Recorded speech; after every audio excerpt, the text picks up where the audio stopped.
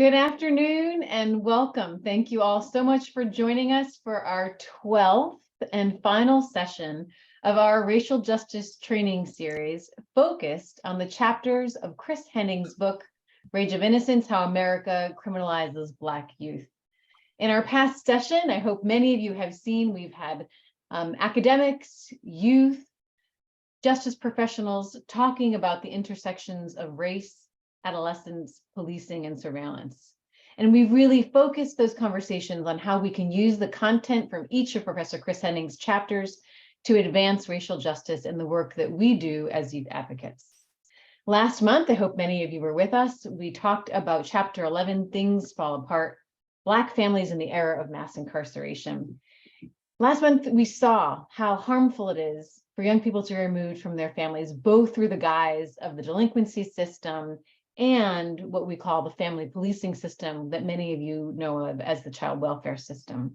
And we looked at the harms of breaking up families and how through the racial impacts of both of these systems, Black and Latino and Latina families have been torn apart, as well as Native and Indigenous families and other communities. Today, we're going to focus on Chapter 12 of Chris's book, and we're going to focus on how Black youth have managed to prosper despite the harms, despite the racial underpinnings that they face every day in navigating society in this nation. Through this series, we've talked about challenging racism and surveillance and how young people have actually overcome the trauma that they experience through the legal system, particularly Black and Latino youth.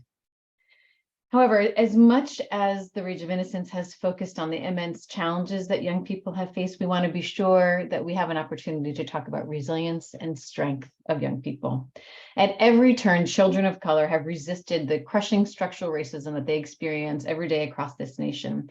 They've refused to cede their humanity and their innocence to this system. So today, as we close, we want to celebrate their resilience. We want to talk about what we can each do to foster youth resilience, both individually and at a systems level. So thank you for being with us. And stay tuned for more information about the 2023 Racial Justice Training Series coming soon. So I'm going to start with introductions of this amazing panel that we'll have with us in conversation today. I'm going to do brief introductions. We'll put their full bios in the chat. And after these brief introductions, I'm going to ask each of them to answer the question: why is this content about promoting adolescent resilience and systems reform through storytelling so important to you in the work that you do?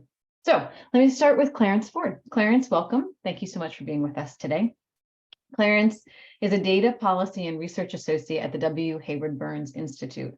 He focuses on recent developments in research and legislation and analyzes data to understand the impact of justice system decision makers on young people of color. Clarence brings lived experience to his work in the justice reform movement. He received both his bachelor's degree and his master's of public policy from UC Berkeley, and he produced a short documentary on the journey of 4 formerly incarcerated students, including himself, who were admitted to UC Berkeley. Clarence, thank you so much for being with us today. We also have with us today, welcome Christy Lopez. Christy is the co-director of the Center for Innovations in Community Safety at the Georgetown University Law Center. However, from 2010 to 2017, Professor Lopez served as the deputy chief in the Special Litigation section of the Civil Rights Division at the U.S. Department of Justice, where she led the division's group looking at pattern and practice investigations of police departments and other law enforcement agencies. Her career has largely been focused on criminal justice reform and constitutional policing in particular. At Georgetown, Professor Lopez teaches criminal justice, as well as seminars and experiential courses related to policing and the criminal legal system. Christy, thank you so much for being with us today.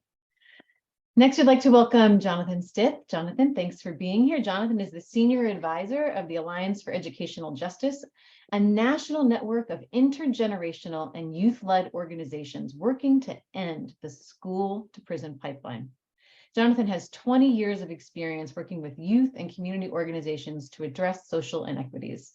An accomplished facilitator and trainer, Jonathan is the founder of Pump Your Fist, a youth activist and organizing training institute that supports the development of youth-led social change efforts across the country. And last and most importantly, Jonathan is the father of 3. Thanks for being with us today, Jonathan. And of course, none of this would be happening without our final speaker, Professor Kristin Henning. We are so grateful to her for all of her work and contributions through this book. And I hope by now all of you know, she's the Bloom Professor of Law and Director of the Juvenile Justice Clinic and Initiative at Georgetown Law.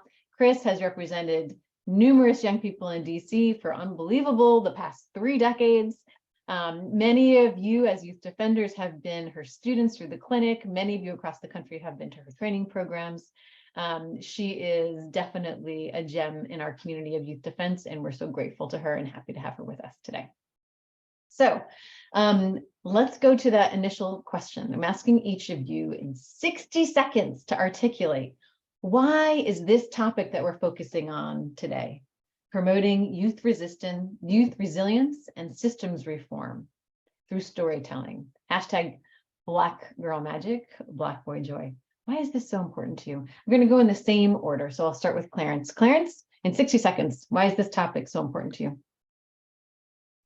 Hello, everybody.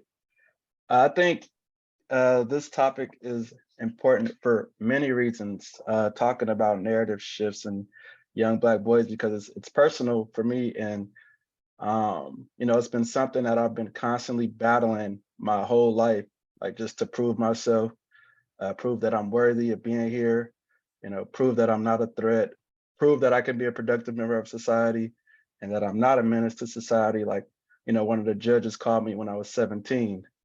And, that's why I'm here. It's important to me.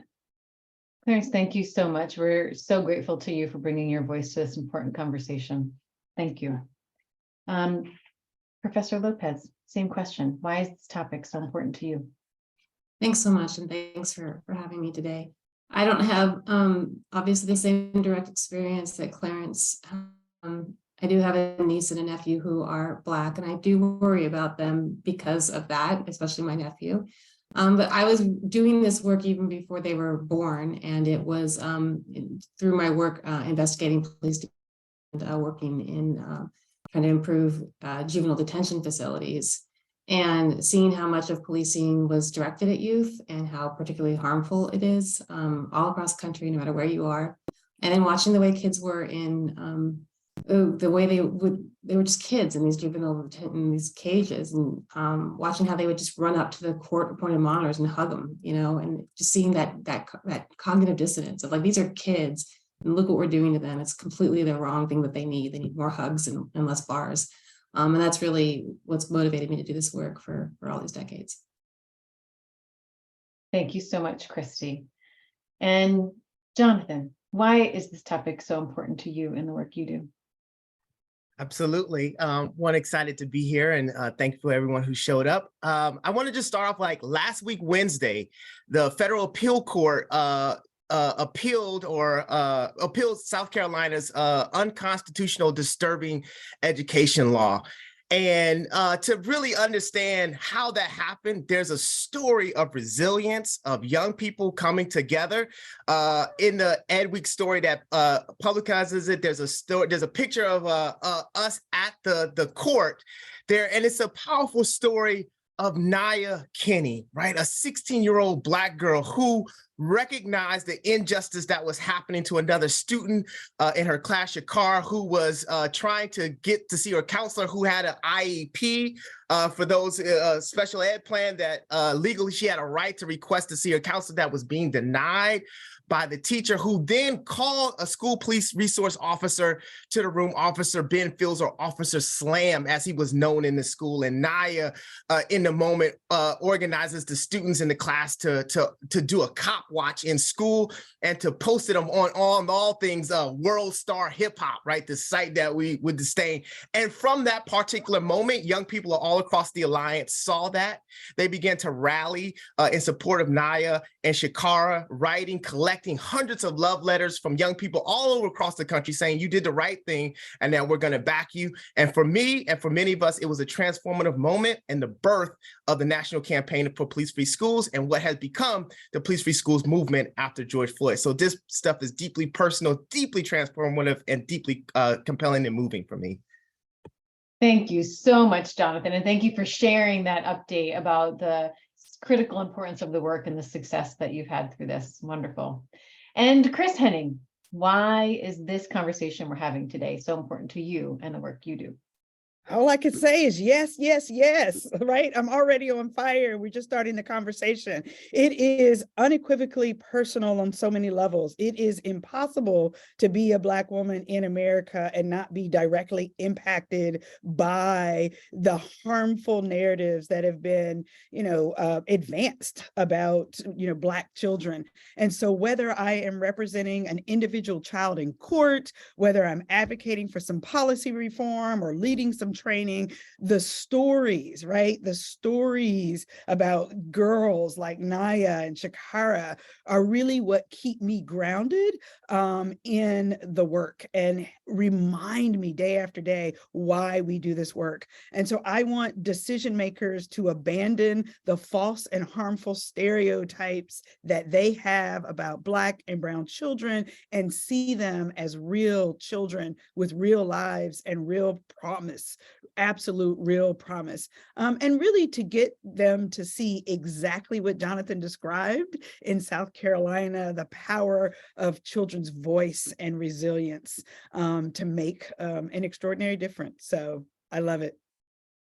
Thank you so much, Chris. And thanks to each of you. So we heard it. Why is this so important? It's personal, it's transformative, it's powerful. This conversation is one that we really need to have, and we're so excited to have with you today.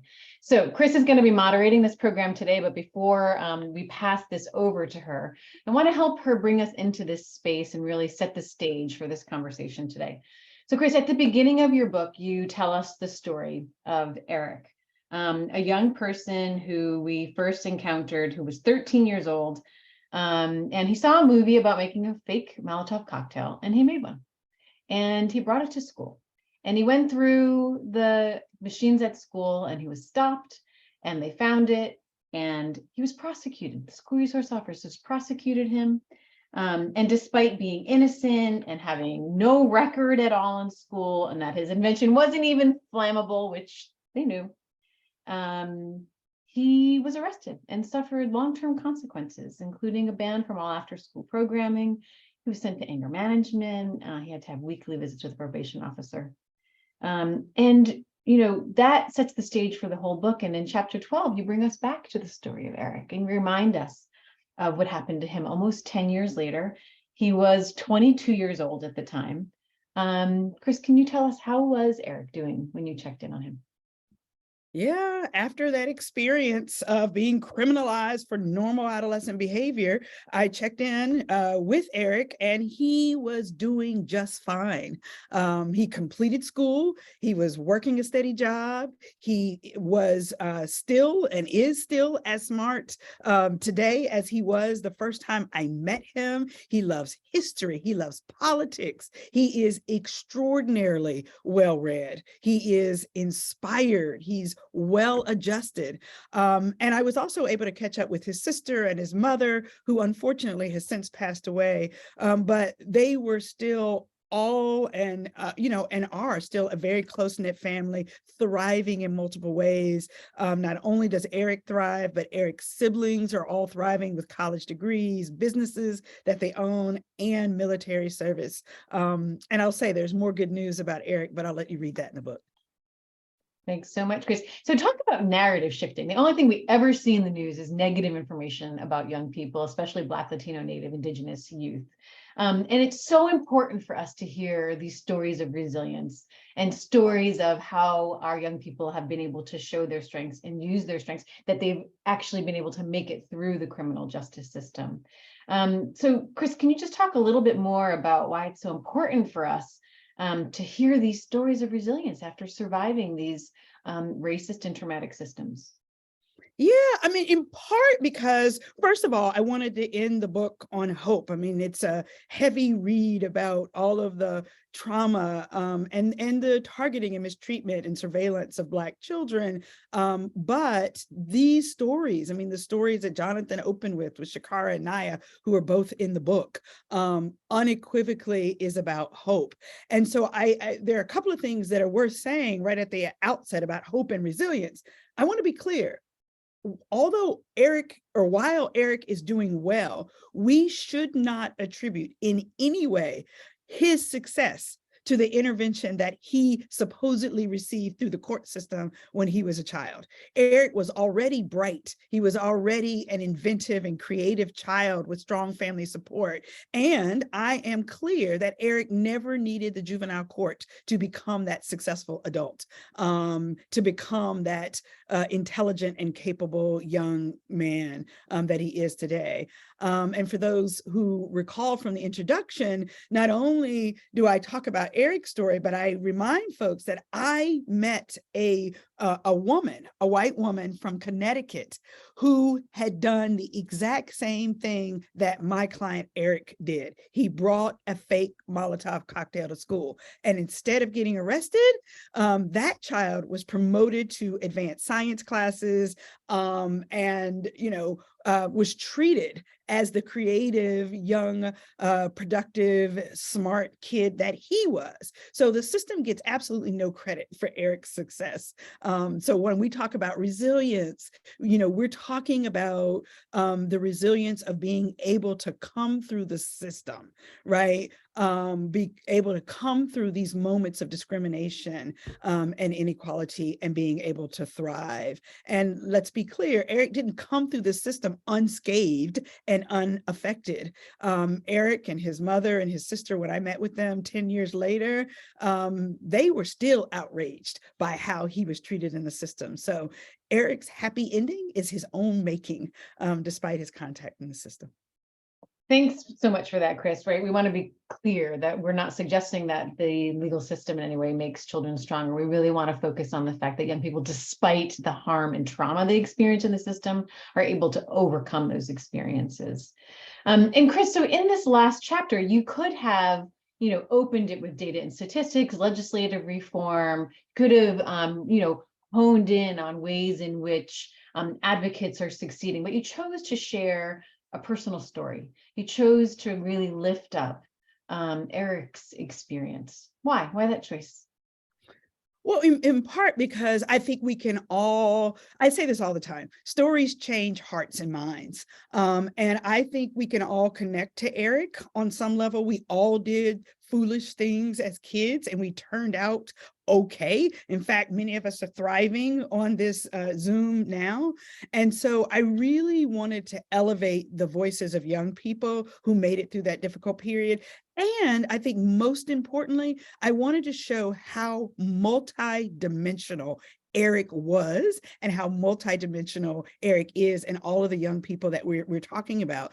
Chimamanda Adichie gave an incredible TED Talk about the dangers of a single story. It is too long to show here, but I really hope all of you who are listening will watch it. We'll put it in the chat, but I think there are two key takeaways. First, from that TED Talk, from Chimamanda's perspective, storytelling and narrative play a huge role in how society sees us and how we see ourselves. Second, none of us can be distilled into one story. And so this single story about Black children like Eric is that they're inherently criminal. And Clarence talked about this a bit, like the ways in which we're boxed into these narratives, right? That Black kids are inherently criminal, beyond redemption, a menace to society, as Clarence said, disposable. And so it's important for folks to hear stories like Eric's and remember that no one is defined by any one demographic and no one is defined even by any mistake that they have made in their lifetime. So, single stories don't define, single experiences don't define a young person. And there's so many unique and varied stories each of us has in our own lives. But Chris, as a youth defender, how have you used storytelling in your individual case advocacy to really advance a young person's voice?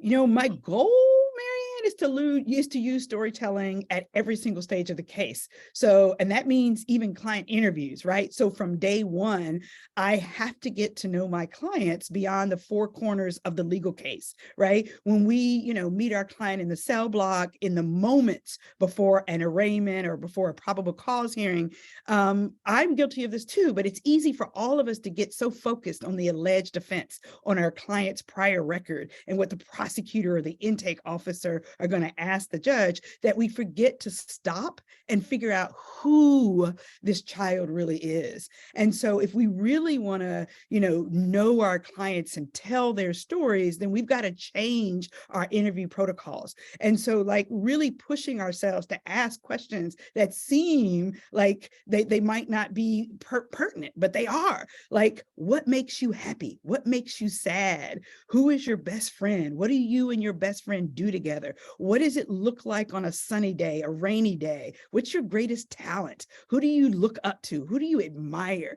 I could go on and on, but like thinking outside the box about what it means to get to know a client, even on that first day. And look, or on the second day, right after that arraignment. But this gives us the foundation that we need to help the judge and other decision makers know our client and to make better decisions about our client. So we can use stories at detention hearings to show that our client is not a risk of flight or a danger to the community. So I think about Eric's case, right? Thinking about this is a teenager. How do I tell the story of Eric as a teenager with a loving home, a large extended family, goals and dreams, even at the age of 13, right? And no desire to be anywhere but with this family. How do I demonstrate lack of criminal intent at trial? So in Eric's case, again, by telling the story of the smart, creative, inquisitive, and imaginative child, right? Who was literally just, doing an experiment after watching a movie. He's not malicious at all. And I'll end here by just saying I should really note that the narrative in Eric's case was extremely important because this incident, this Molotov cocktail being brought into the school made news. It made local news. And the advertisements or the news clip said, teenager arrested for bringing explosive device to DC school. So, which turned out to be so far from the truth. So it's all about, in every moment, shifting that narrative away from, to be quite frank, the foolishness of that particular case, but just the foolishness of the stereotypes that we hold about Black kids and brown kids.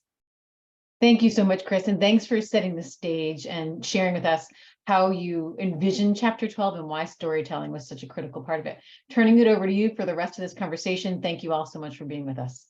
Thank you so much, Marianne, for hosting this today and for all of the webinars. So I want to stop talking by throwing out questions to the rest of the panelists. You guys are awesome. So glad that you are here with us.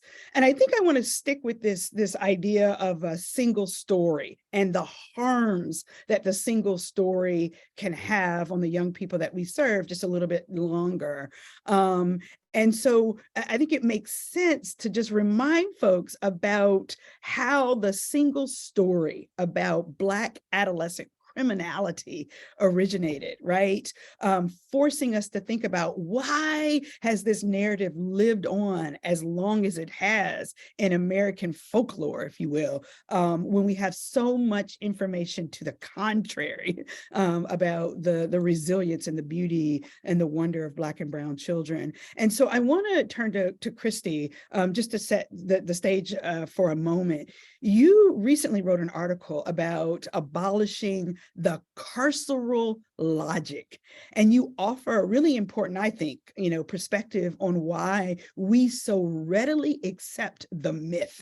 And the myth, particularly, we are always trying to be expansive about youth of color, but for a moment, talking about specifically the myth of Black adolescent criminality, and why is it that we settle for like traditional forms of policing, despite all of its failures. So can you tell us what you mean by carceral logic and how it contributes to the narrative of the inherent dangerousness of Black children and the inherent dangerousness of other children of color? Sure. I will be happy to try to do that. Yeah, I wrote that article. I mean, certainly people far more able and knowledgeable than I have covered this topic of both abolition and carceral logic, but I was really writing it as an attempt to help describe to myself in the wake of George Floyd's murder why it is that we keep seeing all of the cycle of protest and reform. And I certainly have been working on these issues for decades. But and just knowing that there was something deeper than the brick and mortar sort of police departments and sort of what we were seeing. There was an animating force behind that, and having some sense of what that was, but wanting to think further about that. So carceral logic, as I write in the article, can be understood as a punishment mindset that views retribution and control, including by physical constraint like imprisonment or surveillance, like e-monitoring with an ankle bracelet, or violence as central safety system. And I agree with abolitionists and other people that this logic undergirds the United States approach to public safety, including policing. And it has two features that I think are relevant to our conversation today, at least two. First, pursuant to this logic, we approach all social problems and community challenges primarily through the prism of the criminal legal system, what Jonathan Simon's, scholar Jonathan Simon has called governing through crime, right? So if kids are acting out, or especially if they're being violent, we go straight to policing and the criminal legal system, rather than trying to figure out what's going on with this kid and whether something supportive and nurturing might solve the problem rather than something punitive and coercive. So this is how I get to the place where, for example, a judge is sending a 15-year-old child to juvenile detention because that child won't do her online homework, for example. This is a thing that has happened, right? And this is the kind of thing you do when that logic is animating response to real problems that people are facing. But importantly, one part of this, it's important to recognize that it's not just the police and the people in the criminal legal system who are perpetuating this logic. As Dorothy Roberts talked about, the family policing system, carceral logic is pervasive in our governance system. So social workers, child protective services, mental health professionals, they can all further the harms of this way of thinking. School principals, teachers, right? We have to recognize that many, we are all susceptible to this logic unless we're intentional about not succumbing to it. But the second really important thing about carceral logic is that it affects Black and Latina youth differently, because this logic, this carceral logic of control and coercion is viewed as especially apt for Black and Latina youth. So just as people like historian Khalil Gibran Muhammad and others have pointed out, there's long been a dominant narrative in the US that problems stemming from poverty, for example, should be handled one way when people living in poverty are white, and another way when the people living in poverty are Black. Similarly, what we see with youth, when kids screw up, even when they screw up badly, white youth are more likely to be handled in a way that reflects their ability to change and improve, right? Put them in that, advanced class for, made a bomb, like he's obviously interested in science. That's the way that we are more likely to handle white kids when they mess up. But if that kid is Black or Latina, we're much more likely, pursuant to this carceral logic, because we've decided that it's more apt, it's really created for Black and Latina youth, Black and Latina people, including youth, that they're more likely to get treated as if they need to be controlled, coerced, or subdued to get them to behave in the long term. And of course, this is what you write about in your book, Chris, and it's certainly what I've seen in my decades doing this work consistently. No matter where you are, you see this different treatment, and you see how this carceral logic, which really began, we see it began as a response in slavery, but as a response to the end of enslaving people, right? You see it immediately with Black codes. You then see it with Jim Crow. You see it through, formal Jim Crow, now the new Jim Crow. It's just a common thread that we see throughout our history, and we see it continuing in this way with how we treat Black and Latina youth. Yeah.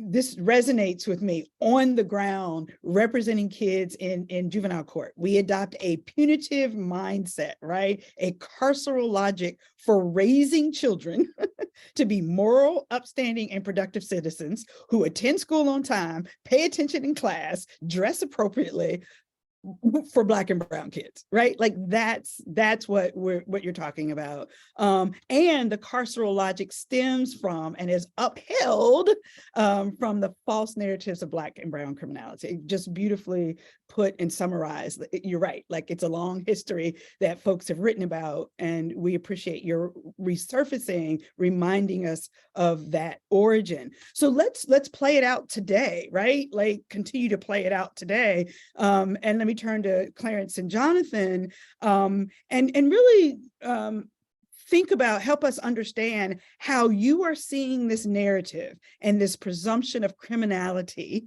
among Black and Latina youth play out in the work that you do. And I would also ask each of you if there are other sort of harmful narratives, right, other than or in addition to criminality that you are seeing and hearing about Black and Latina youth. And I'll start with Clarence on that one, and then we'll go to Jonathan.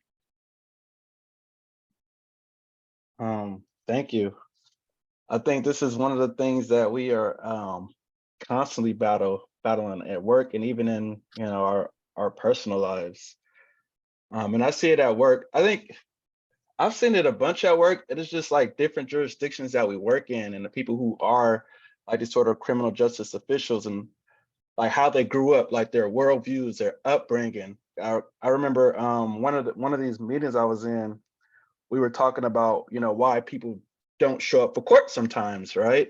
And, one of the people who's worked for the sheriff's office is like, they should show up, like what's stopping them, right? Like that right there, like that type of mindset. But, we had a probation officer on the call who kind of jumped in like, yo, I had a client who's homeless.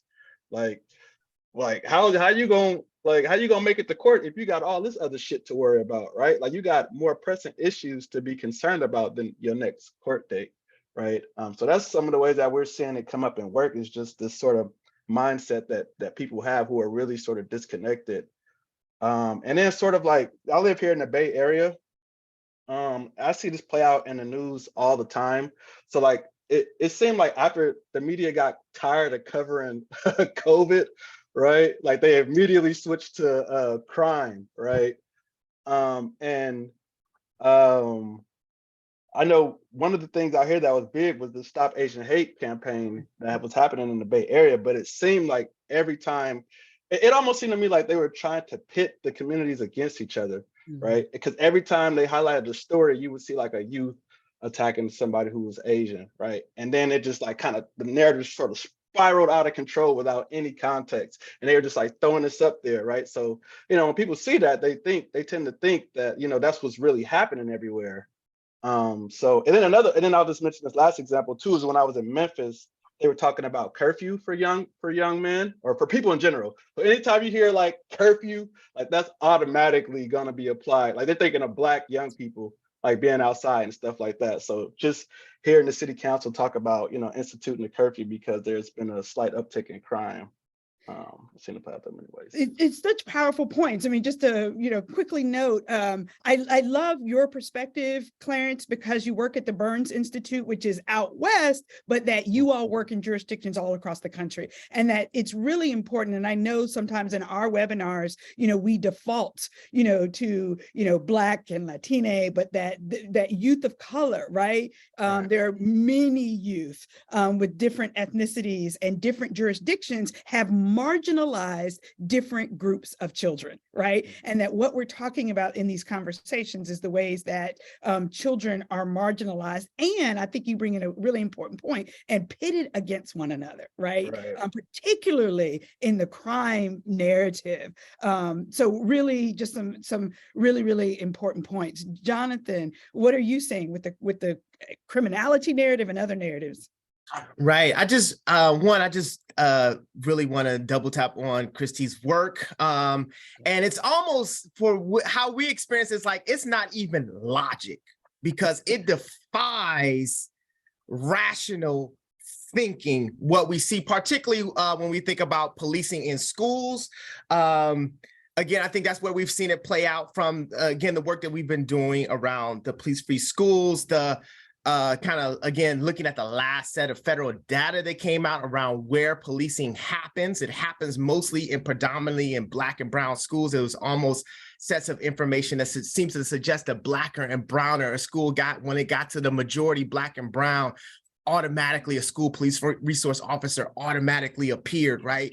But then we get the conversation, what about school shootings? What about school violence? And then you can point to Uvalde where they had police on site. 40% of the town's budget went to policing. They had ICE and SWAT, TJ Hooker, everybody, and it was parents. It was parents who went in and got their children out. Very similar to what we saw in Stoneman Douglas, right? A school police officer was on site, went and hid. And in fact, a federal judge ruled that school resource officers don't even have a right or responsibility to protect students. So we see this play out, and then this kind of violent narrative that's being played out, particularly here in DC. It's the crisis in the classroom every other day. And I think even in the city of DC, there's been a set of criminality that has been imposed on young people through the mayor and the police chief that I would say led to the tragic death of Karan Blake, right? We've been playing up this narrative of young people carjacking, so much so that you had a former city council member come out and say, yeah, he deserved to get gunned down. A 12-year-old, he yelled out, "I'm just a kid," as he was being shot. But that story, that truth, doesn't seem to unseat this thing that's a logic. It's not a logic. It's a mythology. It's a theology. It's a belief. And it has played out and led to the deaths of young folks, right? We think about, we lift up the names of Mona Rodriguez in Los Angeles, California, who was again shot after leaving a fight. So many times what we've seen in some of the assaults, and we'll talk about that later, is we see young people actually being violently assaulted by school police officers as they're entering to try to make peace amongst other young folk.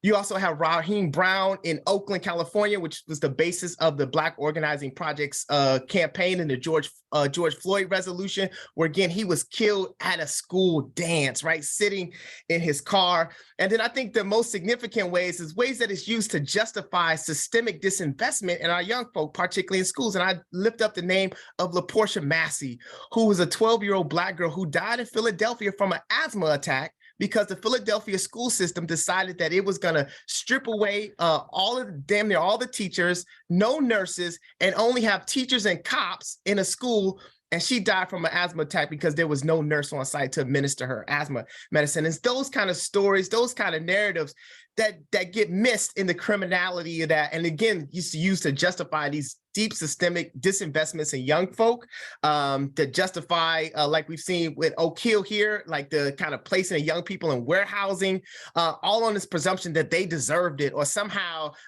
Even when I was doing work in DC around school modernization, right, they used to blame young people for holes in the ceiling. I'm like, what young person has the ability to put a hole in a ceiling on a roof that's like stories high? So there's so many ways that, again, these narratives play out, and most importantly, they lead to the death of young folks and the continued justification of their disinvestment in society. It's just powerful, right? Like the extraordinary list of harms and consequences, right, that you have listed demonstrate just how powerful a story or a narrative can be, right? And I gotta say, just for a moment, thinking about the anti-CRT movement, right? To the fake, this ban on books and ban on conversations about race. What is that about? It is clear that certain stories are considered threatening, right? And so let me flip that. What I think we have to do is think about how to shift the narratives to be just as powerfully positive as they are powerfully negative, right? So how do we use stories to drive positive reform? And that's where I was thinking about the CRT movement. It's clear that certain stories are so threatening. So positive stories about Black and brown achievement are so threatening because they have the ability to reshape how people think about Black kids, right? They have the ability to prevent the shootings and the killings of Black kids. They have the ability to realign resources to make you want to give Black and brown children more resources in school. So it's just the opposite. So that's what I want to talk about. I want to flip the script and get us to think about for a second, hear from you all about how do we shift the stories, those same negative stories.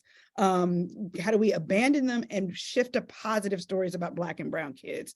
So, so let me, I'll start, with Clarence again. Like, what do we do, right? How do we resist the harmful narratives, right, to avoid all the harms that all of you have talked about, and replace them with positive, affirming, and more accurate narratives about Black and brown children?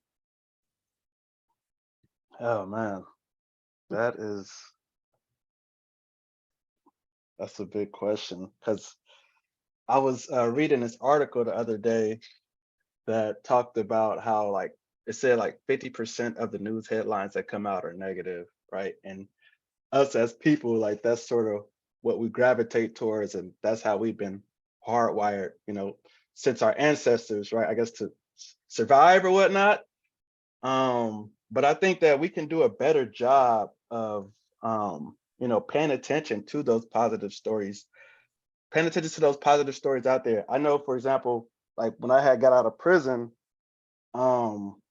one of the things that I really got trained up on was how to tell my story. But I didn't think that I was doing anything, right? Like, I hadn't, like, resilience, like, that wasn't in my vocabulary. I didn't know that. I was just trying to, take it one day at a time, and, trying to be better than I was yesterday, right? So when I got out of prison, we would go to these city council meetings, and I remember in particular, one of the policies we were working on was the Ban the Box campaign. I don't know if folks are familiar with Ban the Box, but essentially it does away with the question of, have you ever been convicted of a felony on job applications, right?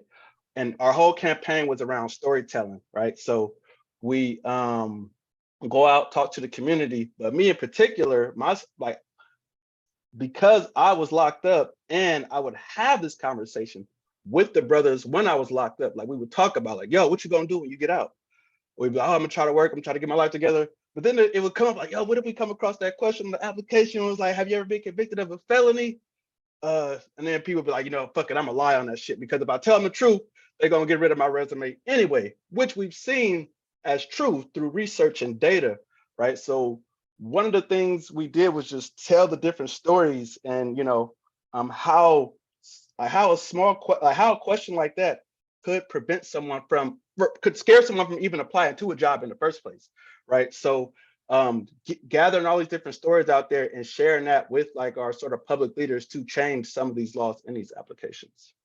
I love it. One, your first point was a really important one. Everybody has an individualized obligation to read all the stories and not buy into the single story. And then I love how you're applying the storytelling, the shifting of the narrative on the Ban the Box, right? Like, look, everybody needs to understand the alternative stories, the harms, the consequences of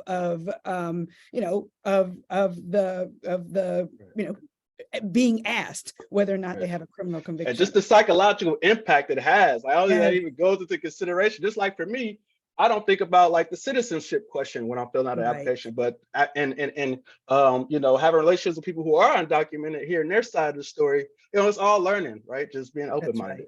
Right. Learning, open-minded, educating folks on the full story, not the single story. Christy, let me, flip to you. Like, what are, some of the strategies that you've used, how have you used storytelling and narrative to shift views about, Black and brown folks? Yeah, so I think there's a couple of things in there. One is sort of telling positive stories instead of just the negative stories, which again, you've talked about a lot, Chris, and you really used this chapter of your book to really underscore.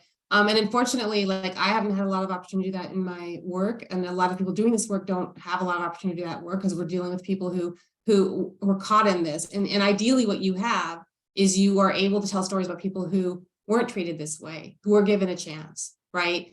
And how did they turn out? And then you really prove up the point that people will be just fine and even better if they are never actually impacted by the criminal legal system, and if they're allowed to just, sort of make that mistake and move on and are supported. So I think it's really important that we think about how to tell those stories, right? the people who didn't get caught up in this, and how, they were actually, everybody's okay, and in fact, better off. The storytelling, the way that I use stories to sort of try to shift narratives was in the Department of Justice in particular. I've always said that our findings reports after an investigation were more important than the consent decrees. The consent decrees were focused on one agency, and I'm not saying they're not important, but the findings report, I thought that those were the reflection of our responsibility as public servants working for the Civil Rights Division to elevate the stories and experiences and perspectives of people that were too often overlooked or discounted, and to bring those voices and those stories to new audiences, right? Audiences that really needed to hear them, and they can make a big difference. People were always on us to like more data, more facts, more statistics. So we did that, we'd provide them, and their eyes would glaze over. But you tell a story, and that can change everything.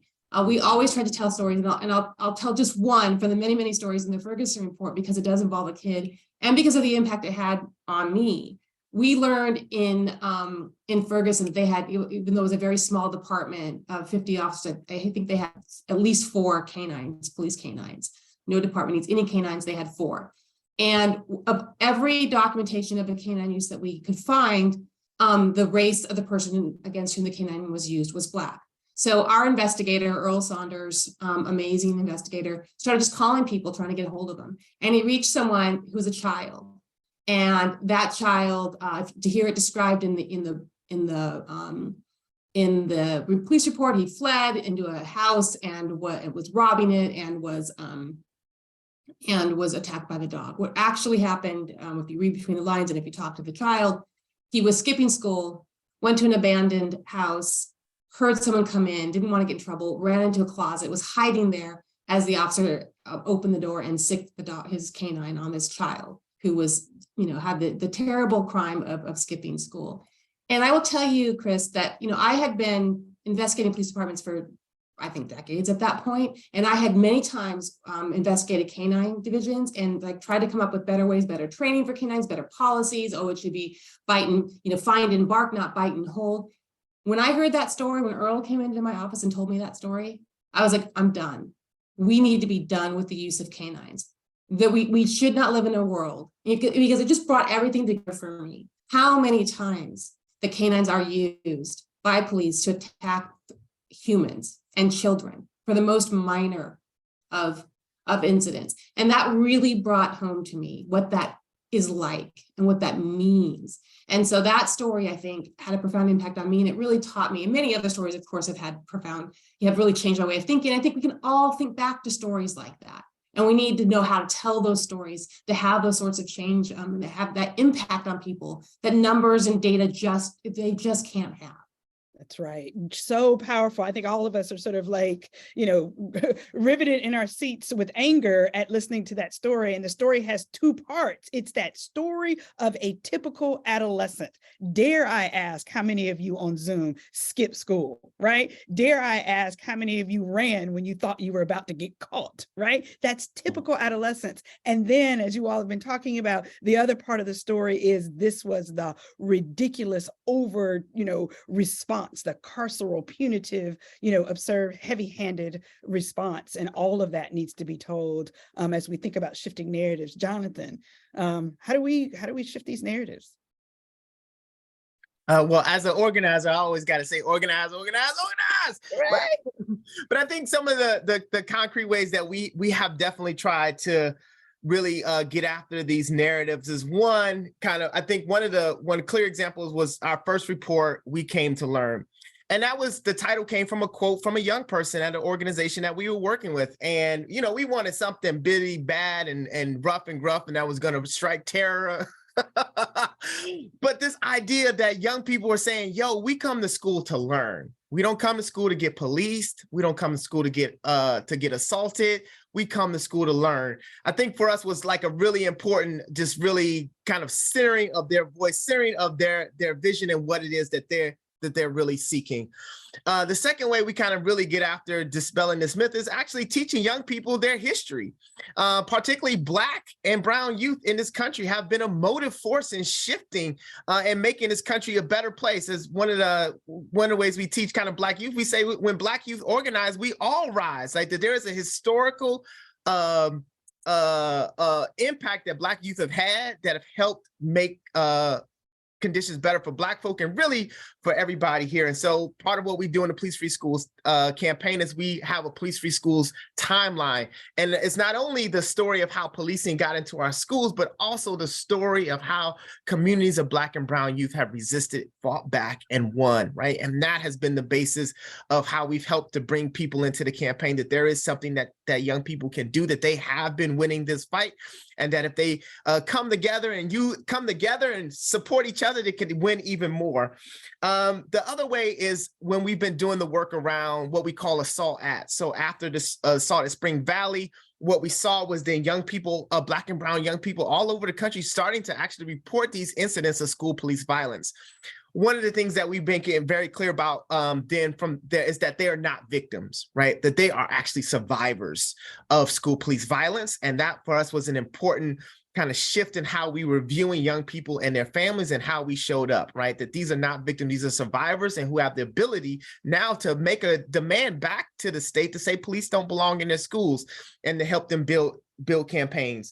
The last one I'll share and the thing is, we also tell the story of young people. So we did an amazing project with the People's Think Tank, where we did the newest abolitionists, where we gathered the stories of 18 young people from the campaign across the country to tell their story, to why they were fighting for police-free schools, what was their vision, and what did they hope to see. And I think that, again, that was critical for, again, young people being able to see themselves, because we often forget that these messages impact young people and what they believe is possible for themselves and the actions that they're willing to take, and oftentimes the actions that they're not willing to take. And so being able to share these stories for young people to see themselves as actors and agents and able to create change, I think and being able to share those stories out is also really critical in terms of this breaking down this narrative. And then I think the last one has been kind of how we think about, again, what we're seeing from young people's behavior. We're also featured in a book called Willful Defiance. And I think that was also like a really key kind of understanding, like when we understand what's at the root of Black and brown young people's misbehavior, oftentimes it is this activity called willful defiance. That sounds like something I want to be a part of, right? And oftentimes, like the assault at Spring Valley, right? Shakara was standing up to an education injustice, right? And what we've seen with a lot of the assault acts is that, again, young people are engaging in normative youth behavior or trying to make peace amongst other young folk, and they are met by violence, right? And so being able to tell those stories and lift those up. And then the last one I think is just also lifting up their vision. And one of the stories that we tell is the story of George Carter III, who was a young person that we lost to intercommunal violence in New Orleans. And he had a particular vision that we keep alive. And he imagined schools that had mood detectors instead of metal detectors, schools that had strawberry gardens instead of suspension rooms. And it's that fundamental vision that we lift up and that we understand as this matrix that help us actually redesign and reimagine the world. And so those are some of the ways that we just really kind of try to crack that narrative. Ooh, I love all of them. I want to give a shout out to Alliance for Education Justice as a repository of stories. In my own book, I cite to Alliance for Education Justice and the ways in which you all have been collecting these stories and making them available for others. So hugely important. I also really just love this way you talk about retelling stories, that even a story that sounds like a school fight, right, is ultimately may often be an act of courage. I think about the kid, y'all remember the kid from New Jersey in the mall, who got into there was that whole, brawl at the mall, and only the Black kid gets arrested. The real story is that he was actually standing up. He was intervening to prevent another kid from getting bullied. So all of that, it's how we shift the narrative to see something different. And let me say this, and because I want to turn to Clarence on this, I'm going to tell you, as an advocate, right, as a defender who stands up in court arguing for children, and as somebody who wrote a book capturing stories, I lose sleep because I worry about which stories to tell, how to tell those stories, and how to tell those stories in ways that really honor the voice of young people? As Jonathan said, centering the young people. How do I choose? I don't ever want to get it wrong when I tell stories. And so, I want to ask you, Clarence, what can we do as adults, as advocates, as, activists? What can we do to make sure that we are telling young people's stories accurately and in ways that honor them? And so I wanted to start with you as someone who, having been in the system and have had a lawyer who's told your story, or at least I hope someone was trying to tell your story, right? Or maybe not, right? What were the things that your advocates did well in telling your story, and what do you, or on the other hand, what do you wish they had done to tell your story better? If you can help us with that. Yeah, thank you. I've been after sort of reading your intro about Eric, I kind of went back down memory lane, and some of it was good, some of it was traumatic, and I was, started thinking about my experience with these different lawyers, and they weren't good.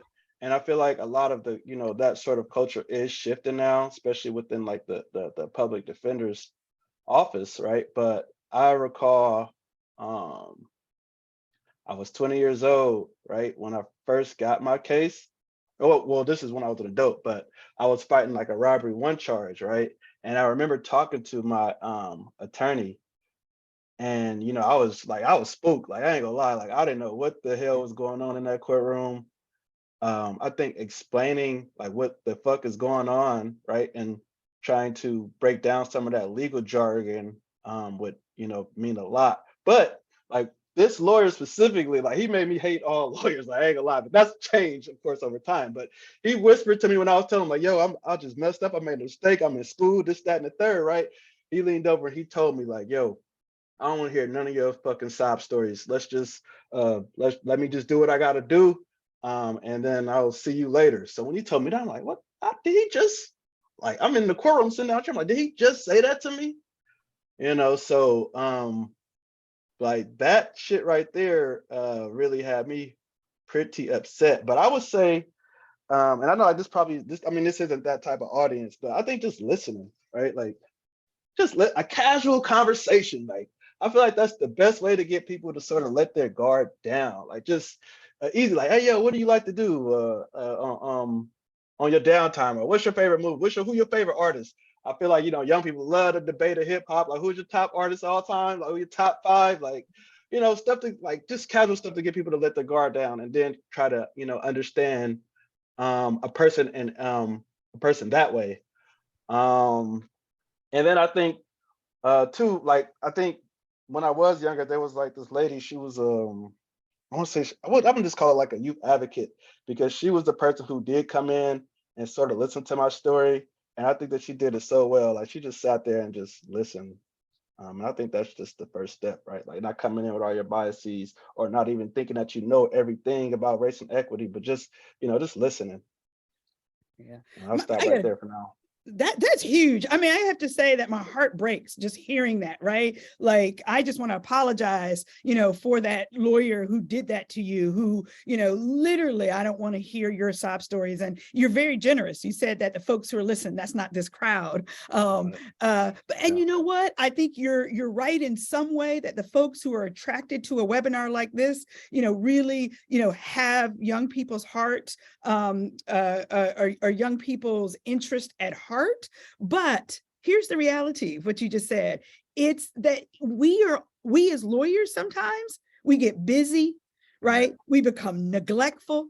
We don't ask the right questions. We get caught up in our own agenda, even if it's the agenda that we think is serving the child. It's our agenda. It's not your agenda, right? And we don't take the time to do what you said, to listen and to have casual conversations. So I think, you just dropped a bomb for all of us. We may not have said, I don't want to hear your sob story, but have we conveyed that to a child in some other way, right? But not showing interest, not listening, not asking. So I really think that's so important. I'll turn to, Jonathan, or Christy, you don't feel like you have to answer this, but if you have any other tips about like, what do we need to do to make sure we're telling the most accurate story, the story that honors the young people that we are serving? Well, I will, Clarence points out the importance of taking the time to hear people's sob stories. Like that's really important, and everything else. But I think there can be a tendency to sort of do that in a checkbox fashion. And now is the time, and certainly at DOJ, right? We went out and did a lot of community meetings. And I quickly learned that you can think you understand a community because you were in another community, and that every community is different, and you have to learn like what it's to talk to people and listen every single time to every single person. And it's hard. But I think particularly with kids, it's so great. And I think for the key is, I think, to be open to letting kids change your views. We all have our talking points. We come in, and the great thing about kids is they don't have their talking points. They just know what they see, they know what they hear, and they see and they hear a lot. And they don't have an agenda, don't know what they're supposed to think or what position they're supposed to have. And so just taking the time to listen to them and being open to letting them change your views on things, maybe even your advocacy on things, that's so important. They are real truth tellers, and we are foolish to pass up the opportunity to hear from them and to let them really shape what we do rather than trying to get them to, to fit with our agenda. Oh, I love that. Love it. Love it. Beautiful. So look, let's then talk about, wow, Clarence, you just really did. I'm like, still like shaking, with this idea that, a lawyer would reach over and whisper something like that to you. And so what I want to talk about then is start us into this conversation about resilience. And we're going to talk about resilience in a couple of different ways. But the first way I think we want to talk about resilience is the healing, right? How do we help young people heal from the trauma of racism, over-policing, systems involvement, discrimination, neglect, all of the things, right, that we see happening to Black and Brown children. And so, look, our job, hopefully as advocates, is to reduce, if not outright eliminate, all the harms that Jonathan listed so eloquently and so painfully, right? From physical harm to economic harm to exclusion, psychological trauma. But we've got a ways to go. And in the meantime, we've got some young folks who are hurting, right? In a number of ways. And so I want us to think about, how do we help children heal and cope in the meantime? And when I say in the meantime, until we make the reforms that we need to make. And so maybe, again, I want to turn back to Clarence, and just to ask you, you've already given one powerful example of how you experienced this moment of trauma, if I'm imposing that word on you, and please feel free to correct that, but how, whether or not you experienced traumas associated with racial discrimination, hyper-policing, criminalization as a young person, and over time, how did you learn to cope with that? And really, I'd love if you have any tips or advice for youth advocates about how we help young people in the moment navigate some of those traumas and heal from some of those traumas.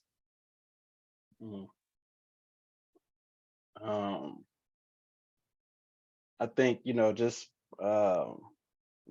first of all, when I was younger, healing was not a thing. Like I just thought that was the, norm. Like I smoked weed, did pills, alcohol, violence, you name it. Like I, kind of acted out in those ways. But that was my coping mechanism. And I think sometimes we got to realize, that's, some people are going to cope that way, right? But I think it's like a delicate sort of dance. And it's like, don't try to come in with like, oh, you need to go to therapy, you need to do this, you need to do that. It's like, just again, I'm gonna go back to just listening and hear a person out, because I think, we all like to talk. A lot of us like to vent, some more than others, right? But just kind of taking that first initial step and kind of cultivating and developing that relationship, and then, as a young person gets more comfortable with you, and then you might get like drop little seeds like, oh, have you ever thought about this? This helped whoop de whoop, it helped me, or I think it could, like, but just don't kind of come in there like, like you need to do this and that to kind of get rid of your trauma. So I think that the first step is just always just listening and let a person just get it out, right? I try to do that with my mama, it happens. I do it with my relatives, or just let them get it out, man. Like, you don't even gotta come up with a solution, just hear them out. You know what I'm saying? So I'll just, stop there. I love it, because you've actually given two things. One, I mean, like, implicit in what you're saying about your coping mechanisms, right? As a child, pills, violence, marijuana, is understanding that perspective, right? Like, when I show up, right, in your office, I show up, at school, and I am, manifesting behaviors like drug use. Is it an outbirth or a manifestation of some of the traumas and discrimination? So that's one, being insightful and understanding, and then listening to young people however they say it, right? Mm-hmm. It may come out in a yell, it may come out in profanity, it may come out in, rudeness, what appears to be to an adult rudeness, but listening. I love that, this idea of listening.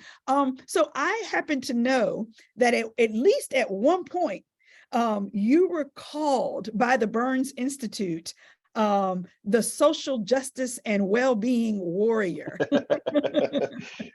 And I love that well-being was a part of your title. Can you just say a word about what that is and how your work at the Burns Institute, and particularly the structural well-being framework and place-based approach, guide some of this healing and well-being for young people in the midst of these traumas?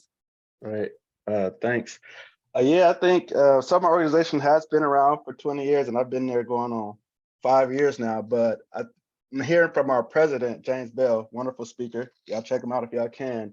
But what they were coming to find out is that they couldn't actually service young people in the way that they needed to by working with the same agencies and the same usual suspects in these meetings. So your judge, your DA, your probation, like the same usual criminal justice officials, right? So they pivoted and decided to think like, how could we open this up to where we're talking to people that where a child touches every agency, like the child welfare system, the school, the community, different community-based organizations. How do we bring everybody together, right, to best think about how we can service young people, right? So that's sort of like the whole structural well-being approach. And then two, again, like not being like this sort of, I know I used to, like I had to kind of unlearn a lot of this from, because I did go to public policy school, but this whole thing about solutions, right? Like just rethinking that, because you'll have some people like, I heard you, but what are the solutions, right? You got those people out there, but like, even if we've implemented a lot of solutions and we have not had the desired outcomes or effects because they were implemented in a shitty way, or the people implementing them are still racist, right? So how do we kind of shift this culture of the way these different institutions and people think? So one of the things we do intentionally is we have that conversation about systemic oppression. We have that conversation about worldviews, and it's not tough facilitating these conversations. I didn't learn this shit in school. Like, how do I, make sure that this person feel heard or this person feel heard, and that this person won't, they come in there with a crazy ass view, like nobody jump on them, but how do we make this all like a learning space for folks are comfortable? So that's one of the things that we're also doing, and something that I'm learning as well, right? But it's it's a delicate dance, but I feel like that's kind of at the heart of what we do. I love it. You're reminding us, look, you know what? It's not about having one-on-one individual counseling with a child. It's about bringing all those team players together and understanding well-being is all about getting those players to the table to understand, right, the harms of the system, right? And the racism, the historical racism of the system. That's, if we want to have real well-being for young people and real healing in this moment, we've got to be transformative. And it can't be the same old people doing the same old things. Operating in silos, like, you kind of gotta do away with that. But that's how, Yeah. government likes to work, but, trying to undo some of that. I love it. I will say in my individual advocacy work, some of the best outcomes for young people is when we are able to have a good team meeting with all of the people in that child's ecosystem, Right. at the table, and letting the child be heard in those meetings too. So Right. really important. Jonathan, thoughts about, you work with young folks, right? Particularly you're working with advocates, youth advocates who are fighting discrimination over policing, criminalization in schools. How do you help those students navigate and cope with their own feelings, right, of trauma arising out of these types of discrimination that we're talking about? Yeah. I think a lot of what Clarence has offered is some of what we incorporate in the Alliance. I think we've been part of our work within the campaign has been the incorporation of different healing arts. And that's required me as an adult to come up, or not to come up, but to learn some different skills. So we practice centering. We've adopted from Marian Kaba this practice of gratitude when we gather together.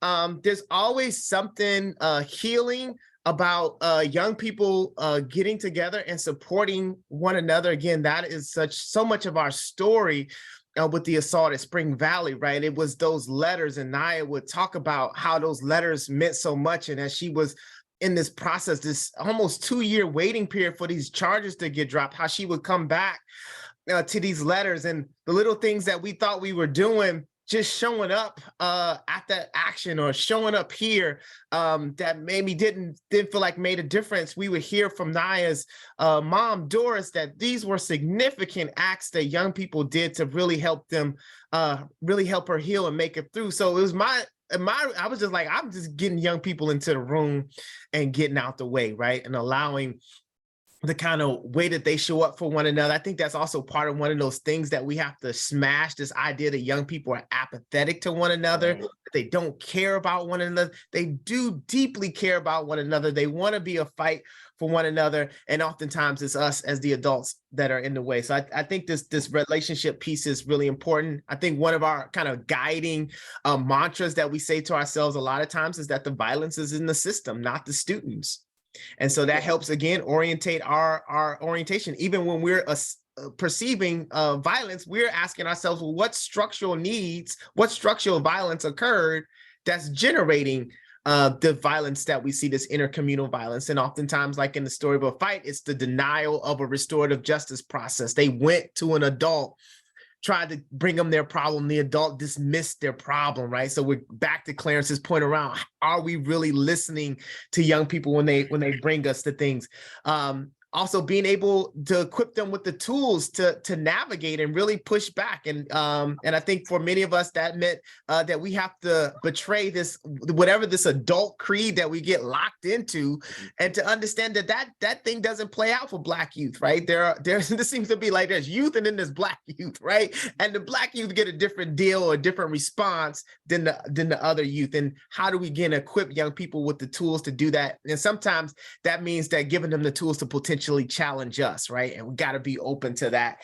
And then I think the last one is really, again, helping young people to understand the contradictions, right? That are really huge, and that we're not overselling some magical potion of things that if you just go in and tell your story, it'll be that this is a system that's been here. And on some levels, there's again, this history of understanding that your people, your folks have survived this hundreds and hundreds of years, and that you are continuing to survive, and there's still hope and resilience. And it's just something magical. I don't want to just like it's magical, but young people have the ability to be resilient, just like all of us human beings have the ability to be resilient. And it's just for us to really help cultivate that and help hold that. And a lot of times that has just really meant being an accompaniment, right? Being there, being present, walking with, listening, saying I'm with you, recognizing the mistakes, that they are just steps in development, and that again, they shouldn't be punished for growth. Right, right. Beautiful, beautiful points from both, you and Clarence around, tips for working with young people. And I really like these tips because they are transferable skills and tips for defense attorneys and in juvenile court cases, right?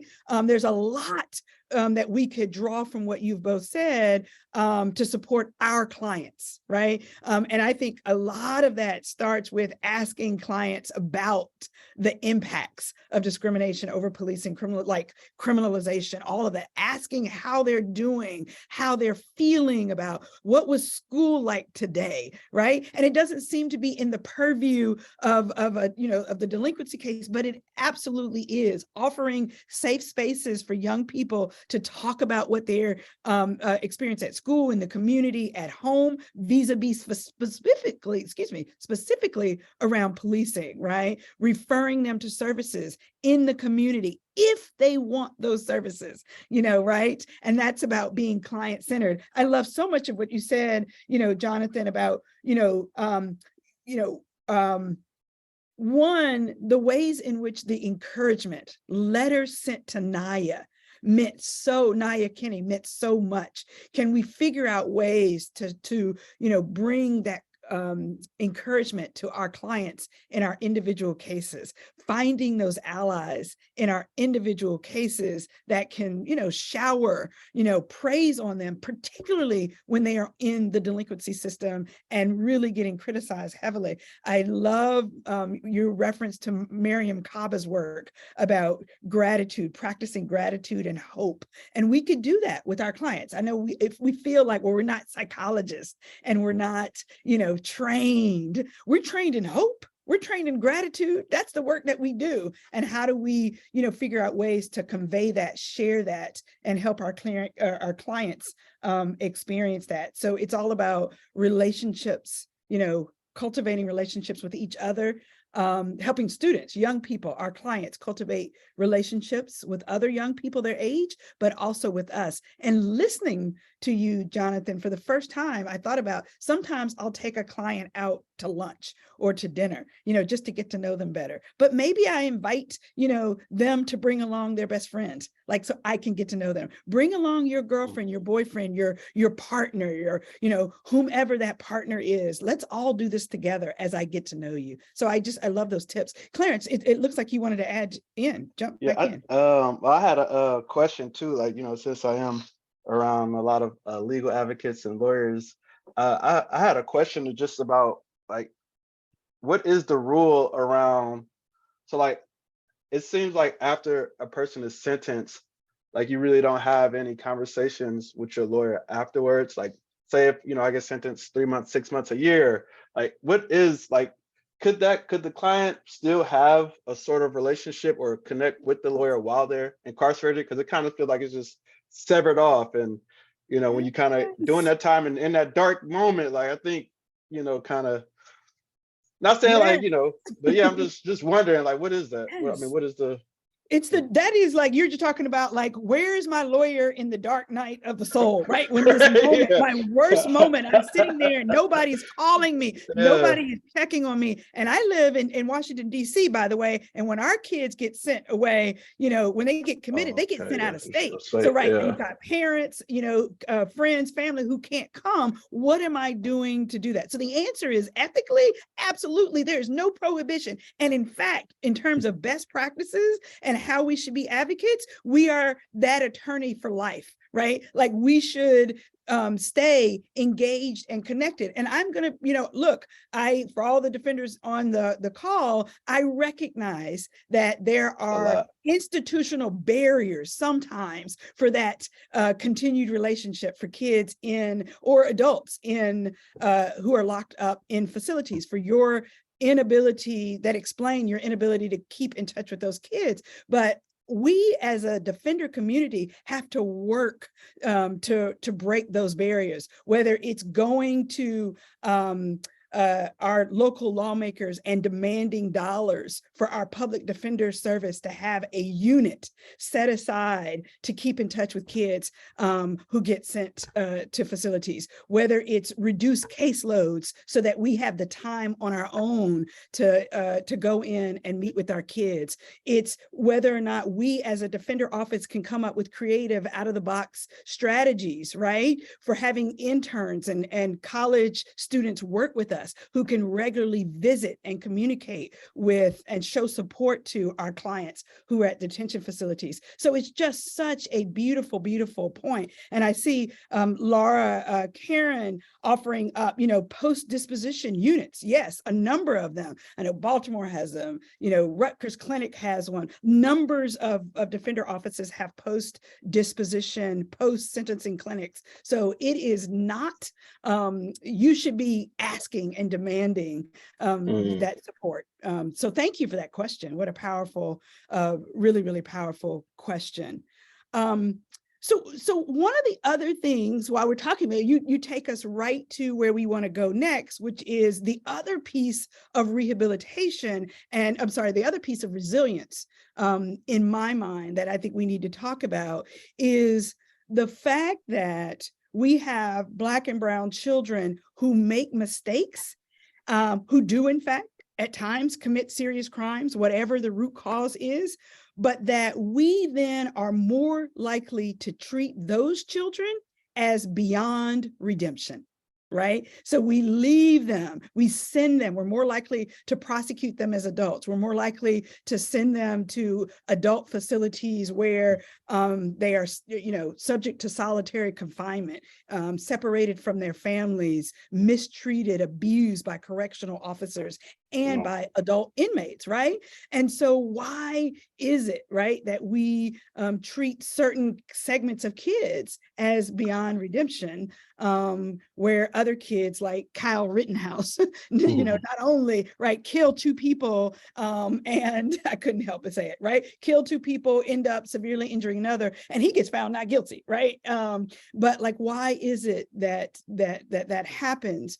Especially when the research, and I really just want to pause and just note that the research is clear, right? That Black, brown, and really children of all races and classes all across the world exhibit the same key features of adolescence, right? And guess what? We often talk about the negative key features of adolescence: impulsivity, peer influence, short-term rewards, all of that. But the research also shows that another key critical feature that we forget to talk about is resilience, right? And that the vast majority of young people who engage in criminal activity do not keep committing crimes well into adulthood. And this is true even for young people who engage in serious violent offenses.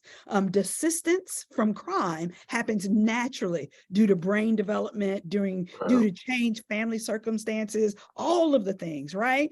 And even those youth who do need more supports and more intervention can change, right? They can change from a well-orchestrated team of folks who intervene with appropriate rehabilitative, not punitive and carceral interventions.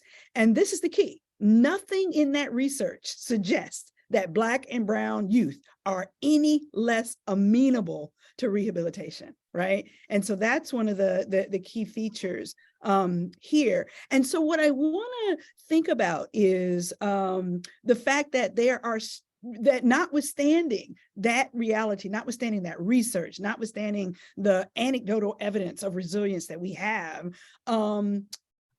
have extreme racial disparities. And so I want us to think about how do we break the narrative, the narrative that Black and brown children are beyond redemption, right? When they make serious mistakes and they're not worthy of our rehabilitative efforts.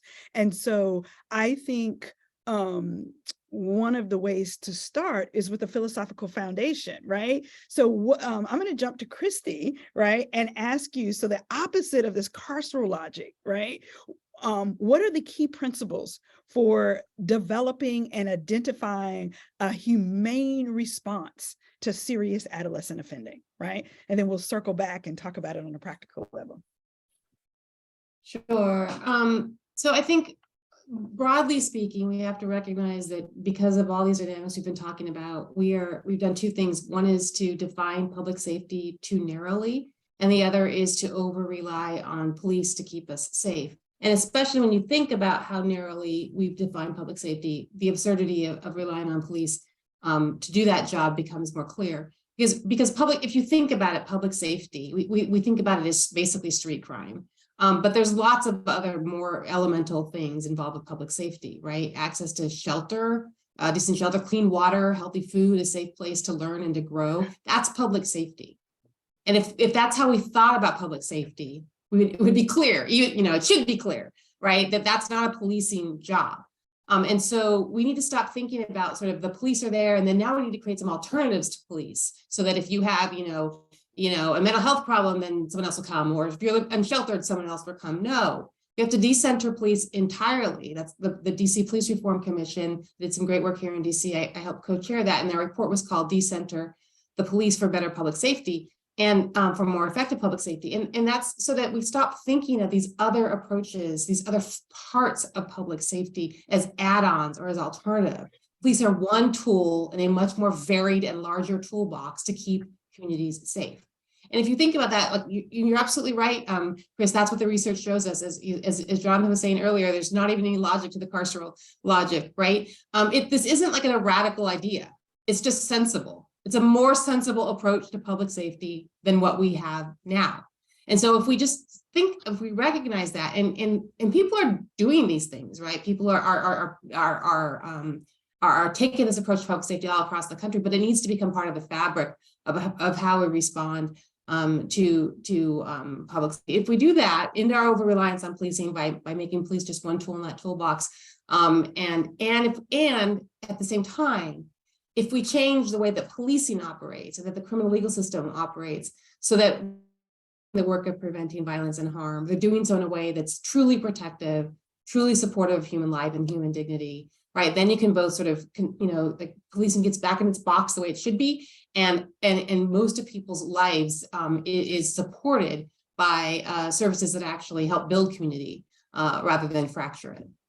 Yeah, this is super helpful. I mean, I love your answer because it reminds us, look, before we can even talk about what a humane response is to, adolescent offending, we need to start back at the front end, because we could reduce, crime in the first place, improve public safety through all these other measures by decentering police in the first place. We wouldn't have kids. So that's the most humane response, right? Doing a public health approach that doesn't involve traditional law enforcement at all in it. And that sets us up on a path, right? Very, very helpful as a frame.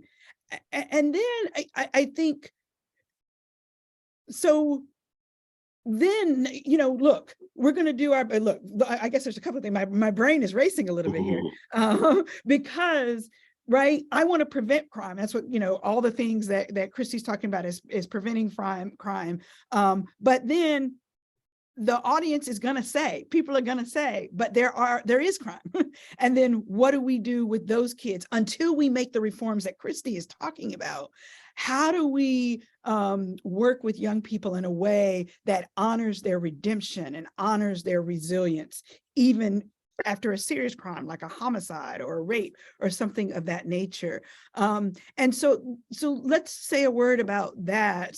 And I'd love to, if you're willing to go there with me, Clarence. I think you're a case study, I think, in redemption and rehabilitation. You're, even a video, a documentary, you and 3 other students, on the journey, from incarceration, and in your case, from incarceration to a master's degree, to an activist, to a documentary filmmaker, among other many, many achievements. Can you share with us, key assets that you had in that journey, a little bit about that journey from incarceration to your public policy degrees you were talking about. And as a part of that also, can you tell us a little bit about the work that you've done to help others who've come behind you? Right. To answer I guess the first part of your question is, I feel like one that we all are grappling with is like this sort of dichotomy of nonviolent versus violent, right? And in terms of the adult justice system, like if we actually want to reduce shrink the population, like we're going to have to face dealing with these quote unquote violent crimes, right? But I think first of all, we should realize, like, when it does come to these, violent offenses, like that impact is happening more in Black and Brown communities, right? Like we are the quote unquote victims or survivors of this stuff. So it's happening to us more than what you would kind of see on TV, like if they parade one story. But they are, like, again, I just think it's like it needs to be more emphasis for folks who do this work, like to have more understanding of child development, as you said earlier. Like I think that should be a requirement. Like when I think about like judges and stuff like that, like I wondered, like, do they read like recent information and research on child development? Like, are they required to like read and stay up on current events? Because it doesn't seem that way, right? But there are other countries that are doing this, right? So it's not like it's not being done. But I think for me, when I got out, I had like first of all, like, I had family, I had my mom, and I had a home to come to. Like not everybody got that. So if you ain't got that, then you way more likely at risk to recidivate if you don't have that sort of foundation, right? So I'll say housing is definitely a big thing. And then what I do remember is I had this lady by the name of Eva. She worked at like this organization called Rubicon. She was just like a college intern too, but she was like one of them. She was like this white lady who was like with the extra mile though, right? Like she really cared. I remember her like calling me, like asking like, "Oh, you need help with anything? You know what I mean? You need help with school?" Like I remember I got pulled over by the police. Like I called her, she was like right out. She came out there. She like talking to, like she kind of put her body on the line. Like she was out there, right? But she was like what we call like a reentry coach. So I feel like as far as kind of getting me grounded that way, like she was a big help in that. And then like I started like meeting people along the way. And I think so what happened was she plugged me in with this job to be a community organizer for an organization called the Safe Return Team in Richmond, California, right? And she was like, "Yo, like, you still looking for a job?" I'm like, "Hell yeah, I need some dough because they're not hiring me nowhere else. Like, if UPS ain't gonna hire me, who the hell's gonna hire me?" And she's like, "Yo, well, I know this place is hiring, and to work there, you got to have a criminal record." I'm like, where the hell they do that at, right? So it's like, but just kind of making that connection. And then once I got involved with that organization, I didn't know what a community organizer was. Like, I didn't know I was about to be out here in these streets talking to people, doing all these one-to-ones with people, but it was dope though, right? I feel like I learned a lot. But in that, I learned a lot about myself and how to share my story and use my story to empower other people, right? To change policies and laws. And it also shifted what I wanted to study in school. So I was like, you know what? I do have a fucking purpose, right? I can use my experience for good. And I can also, take this up as an area of discipline in school, right? So it was just those little seeds. And then once I got in school, like I feel like all the rest is sort of history because I just kind of developed a network of people who wanted to see me win, wanted to see me shine, who had my back. And it was like meeting brothers like, Jonathan, and meeting other formerly incarcerated people who was already in the workspace, right? And seeing them like giving public speeches and in their advocacy and doing their thing, like that was what, sort of inspired me. Wow. Can I just like, this is being recorded. I'm like, I need to take that clip and like, send it all over, the world, certainly all over the country. My favorite quote is a network of people who wanted to see me shine. including Jonathan, who's on this call. I love that. Can I just say that? I love that. I talk about, people have heard me talk about, every single child needs at least one irrationally caring adult. Somebody's your ride or die. Yeah. I know you make mistakes, but I'm not going to shame you. I'm not going to guilt you. Yeah. I'm not going to embarrass you. I'm going to redirect you. Yep. I'm going to help you make change, but I'm not going to ostracize and embarrass and incarcerate you, mentally and psychologically. I love that. I'm like on fire over here. There's so much in what you said about how do we provide supports and wraparound as people, look, whatever, the root causes, right, that sent you down the path towards incarceration, look at all that you had that brought you out, building, like this notion of family, housing. And you made a really powerful point, you worry about those folks who don't have somewhere to come home to and don't have families to come home to. Guess what? We as a community need to step in and fill that gap and provide support for families, right? So that families can be a resource when young people come home. Girl, don't get me started.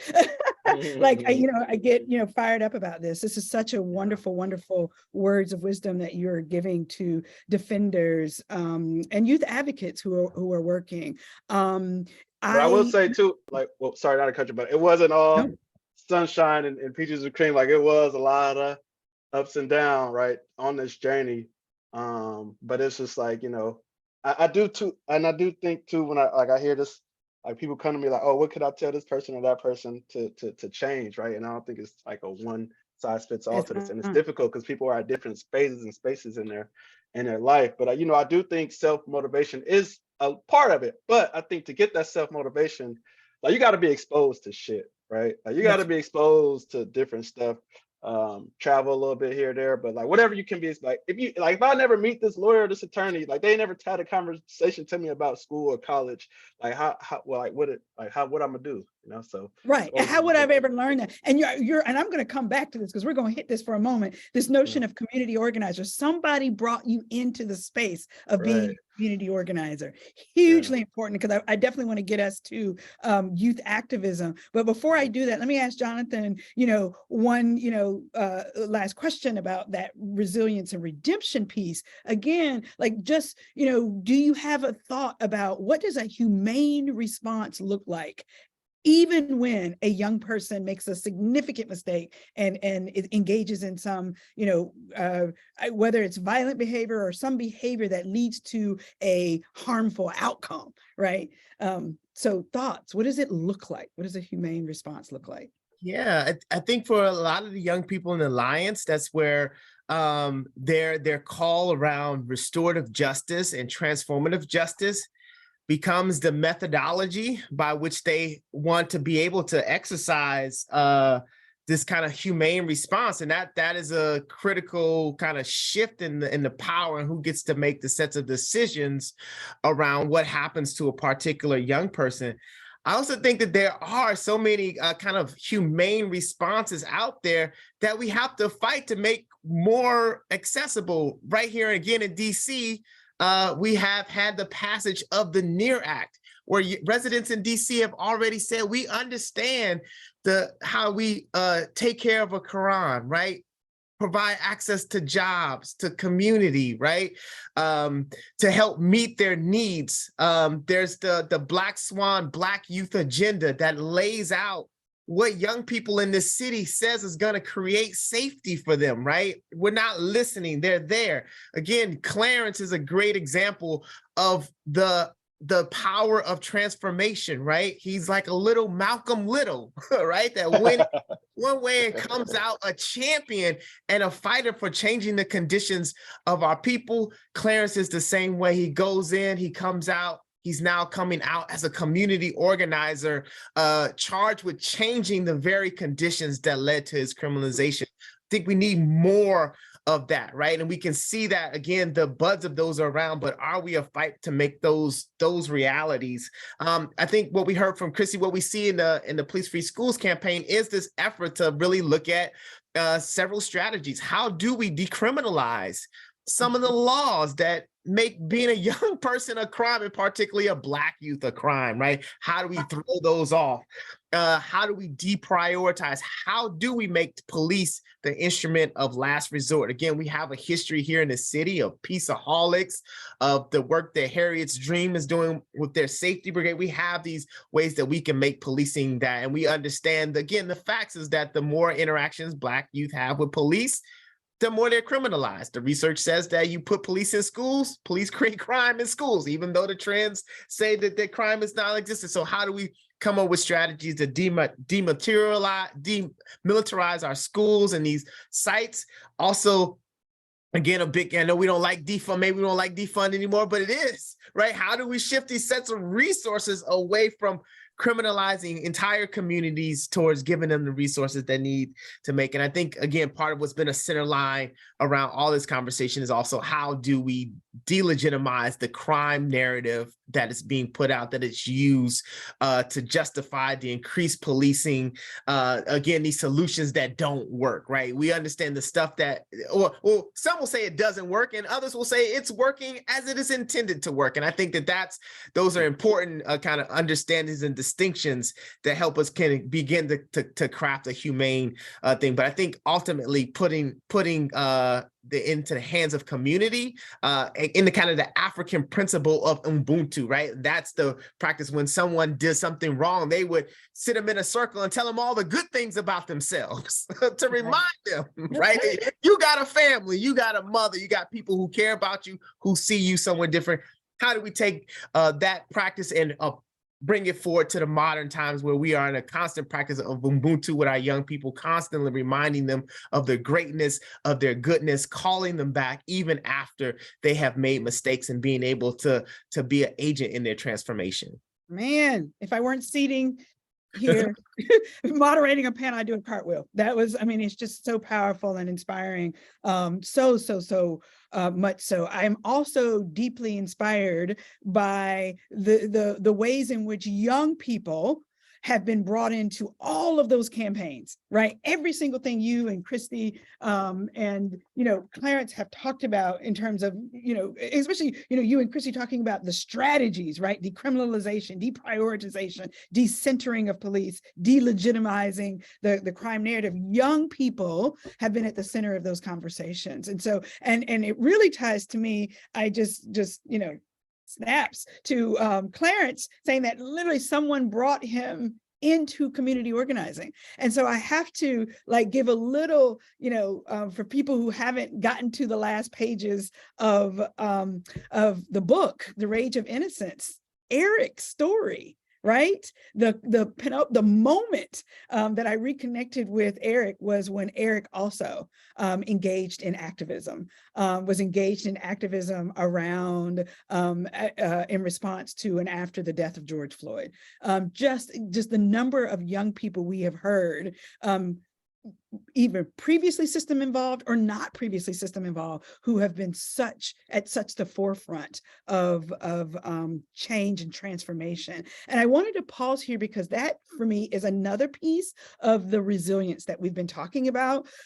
In writing The Rage of Innocence, I came across some really fascinating research by Sean Ginwright on the radical healing power of youth activism and the developmental benefits of youth activism. And Professor Ginwright, talks about how young people engaged in youth activism often draw their strength from their own culture, right? Black pride. And you talked about this early on in our conversation, Jonathan, right? Like the importance of that racial identity, whatever it is, right? As being really centering and driving of youth activism.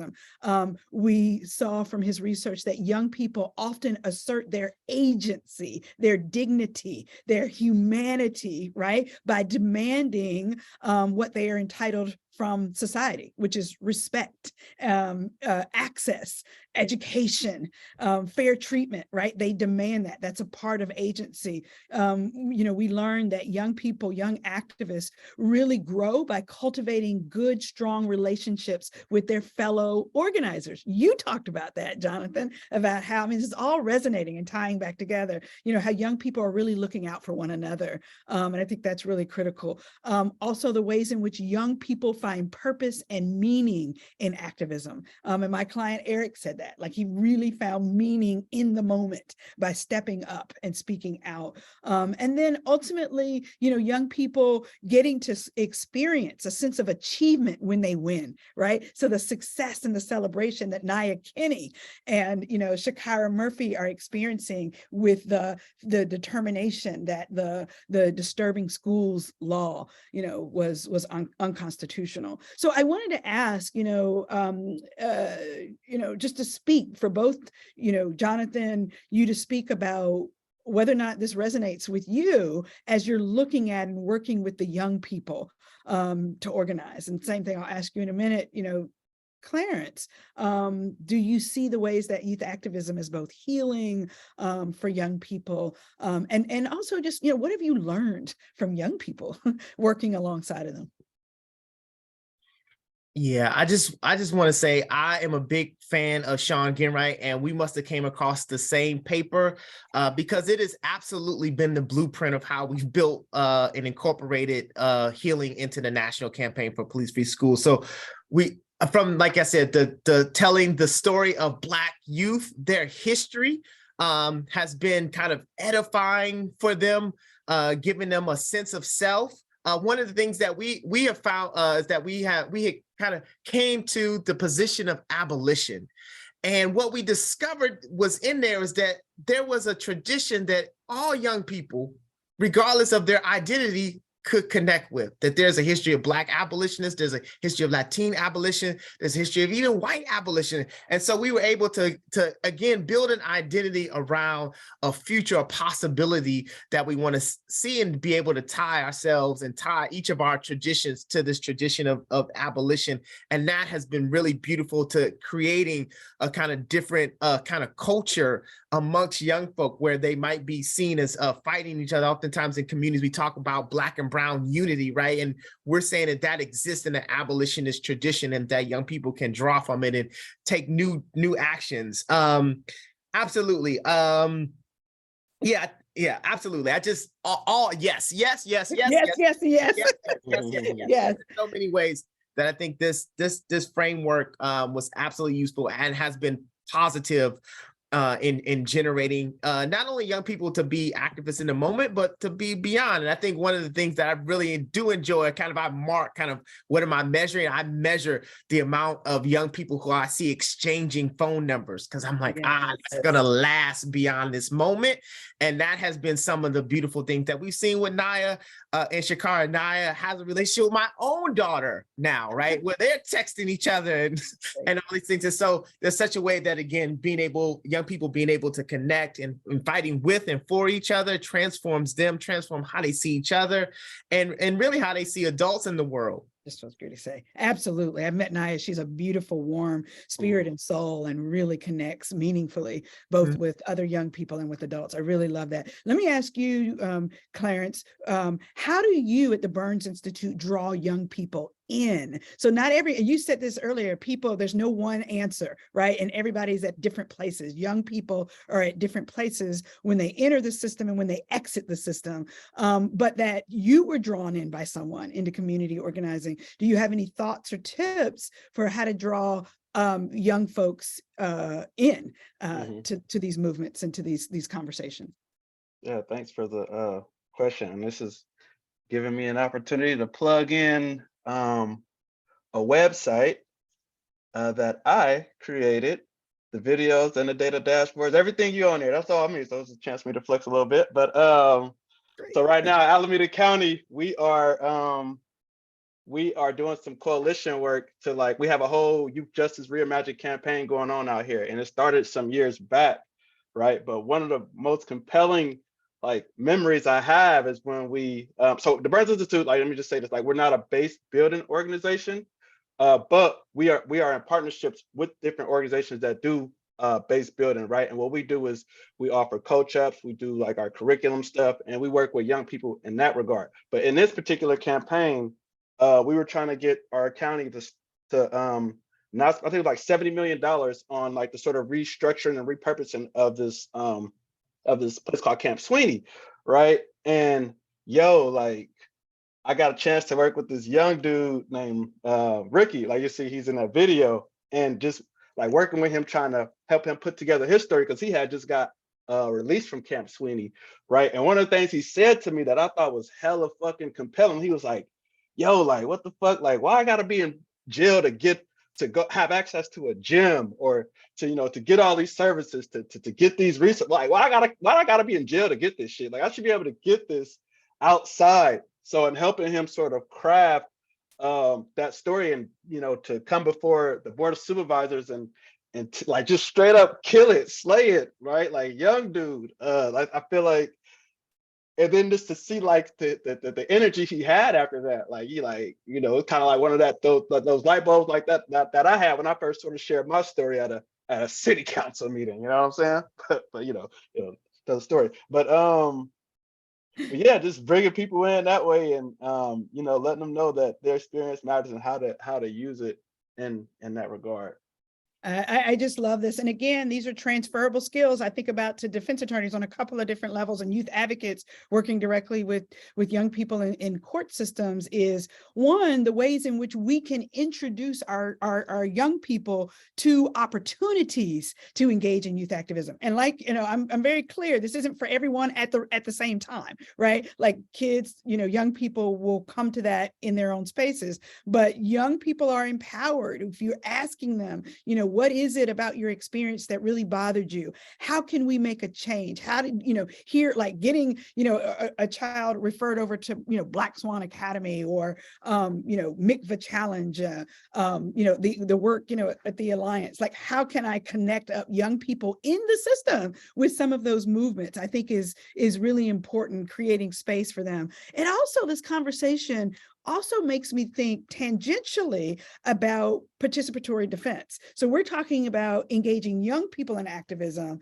at the community level. I also want to think about engaging community members in activism on behalf of individual children in courts and cases, right? So in other words, the community should be outraged by the treatment of young people, right? And so how do I engage and build trust? And that's the question I want to ask Christy, not so much about participatory defense, but because you have been for decades, in engaging, pushing reforms in so many different ways, police commission work, DOJ work, on the ground engagement of folks at Ferguson. I guess my question for you is, how did you engage people in the community to speak out around some of these issues? And I think especially for defense attorneys who are very afraid, like I don't want to say afraid because we're not afraid, defenders are not afraid, but that, we know how daunting it is to walk into a police department or to a police training and try to affect change. But like, how can we as activists and advocates for young people reach out to the community and cultivate their outrage in ways that are useful to affect change on behalf of individual clients and the community reforms that we need? Yeah, so I think one sort of principle there, and I'm clear about that, I know you and I agree on, is that it's not about getting kids or communities to trust the systems, to trust sort of the processes. It's about creating systems that will one day be worthy of trust, right? And that's a really important distinction, because it's not about, it should never be about community relations or sort of like making people feel comfortable, and so I think the one way that was hard, certainly for part of what we were doing and at DOJ, because there wasn't really much of a reason for people to trust us dropping into this new community oftentimes. And I would say that sometimes for defenders, it's probably not the right thing to have your client, go talk to the police about what happened to them or try to like resolve that situation. It's just not, for any number of reasons that we could have a whole other panel on. And so that's definitely clear. But it is, I think, important to sort of document what people's experiences are and to make sure there's a record of that in some way and to show that it's not aberrant or unusual. And so I think we have to find, we have to think about ways to do that in a way that is lasting and can have an impact. But I think that when you're thinking about how to sort of engender that sort of confidence in the system or to build it, you really have to be thinking about going back by not trying once, by giving people chances. Clarence had talked about how Peaches and Cream, it was lots of ups and downs, and I think that you have to recognize that going in, that that people they're going to mess up, and they need to trust that you're going to keep coming back and keep trying and not give up. And so when you do that and you keep wanting to hear their stories, I can't tell you how many times that we would go somewhere and we would talk to people and they wouldn't want to talk to us about what happened to them. And then you come back a second time and a third time, and then by the third time, the second time they're telling you what happened to them, and the third time they brought somebody else, right? Because once people realize, oh, like you're serious, you actually want to hear what I want to say, then they will, they'll talk to you, they'll let you know what's going on, and that can be really, obviously, this can be really important to understanding what's going on for a particular person's life or in a particular community. So I think that, again, it's just mostly about recognizing that the goal is to create a system that's worthy of trust, not sort of get someone to just trust it at the front end, and then just to be persistent in going back and, demonstrating through your actions that you are in it for the long haul and you're in it to make change. I appreciate, this is what I love about Christy, that we've been together so long, you understood what I was getting at. I did not at all mean to suggest that we want to cultivate trust or confidence in the system, but that trust, and you answered it beautifully. How do we as advocates, who see we're on the ground and we see this, how do we, cultivate community outrage? How do we, generate trust in them? And I think it's trust in the fight for reform. And that's really, I'm still doing it wrong.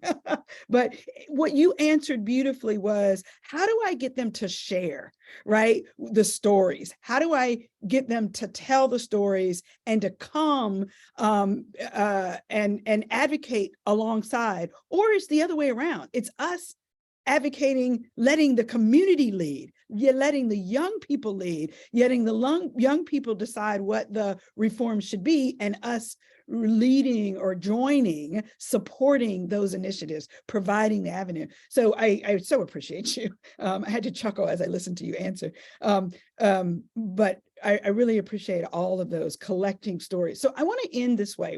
We're almost at the end, and I told folks, the panelists, that I would give these sort of 60-second opportunities to close us out with a word of hope, right?